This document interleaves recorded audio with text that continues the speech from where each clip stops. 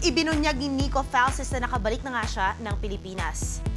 Isa-isa na rin daw niyang sinasagot ang qualified theft complaints na sinampa ni Kris Aquino sa 7 korte dahil sa umano'y unauthorized transactions si Nico gamit ang company credit card. Naninindigan ng ex-business partner ni Kris na hindi siya magpapabully. Muli ring iginiit ni Nico na pinagbantaan siya ni Kris at nag-hire pa raw ng mga troll para i-harass siya sa social media. Pagkalas naman ng mga post ni Nico, or pagkalabas naman ng mga post ni Nico, agad na nag-Facebook Live si Kris kasama ang kanyang mga abogado. So, ang sinasabi niya basically is lahat palusot. Ngayon, kung talagang meron siyang depensa, katulad ng mga sinasabi niya ngayon, noon pa lang dapat umpisa, sinabi na niya yan. Nakisimpatya naman si Gretchen Barreto kay Nico. Saludo raw siya sa paglaban nito sa umunoy power tripping. Sagot dito ni Kris, deadma.